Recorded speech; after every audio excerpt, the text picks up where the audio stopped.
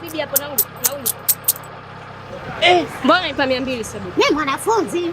Bibi mwanafunzi gani uko hivyo bwana, naomba nauli yangu. Bibi acha basi hayo. Angalizia bwana hoteli. Mimi mtoto wa 2000 unandai vipi? Oya bibi. Mtoto shida ya mtoto 2000 shida nini? Mimi naomba nauli yangu. Tena baba mwanafunzi unandai hela kivipi? Mwanafunzi gani bibi, sura imekomaa, mtu una rasta unasema mwanafunzi gani? Rasta, nisikiliza nikwambie. Rasta niko kwenye weekend. Lazima nisiku. Kama siku ya kwenda shule, mimi nitaenda hivi. Sasa unaambia unipangie wewe. Bibi, naomba nauli yangu. Naona sasa tunachekiana. Naomba nauli yangu. Oya, kwani kuna mtoto gani huko nyuma mbona sielewi? Shika. Dereva subiri kwanza, simamisha gari. Bibi naomba nauli yangu. Mbona hivyo? Bwana usinibabaishe.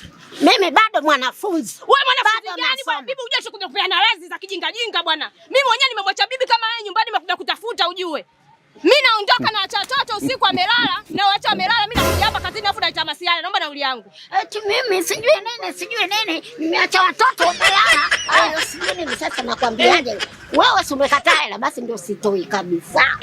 Utanifanyia wewe bibi umetumwa au? Wewe sio bure utakuwa mchawi. Bibi nipe nauli yangu wewe bibi. Nakwambia mtoto wa 2000. Jamani unamuelewa? Nipe nauli yangu. Shika hela. Kwani hela mimi sijatoa? Si mama yako. Mama yangu nini? Mimi mama yangu nimemwacha nyumbani, unajua nimekuja kufanya kazi hapa. Mama yako utakosa lazi bwana. Bwana nikose lazi. Wewe ukiwaachia watu hawa nakuletea mazoea kwenye kazi. Naomba hela yangu bibi. Lete hela hiyo.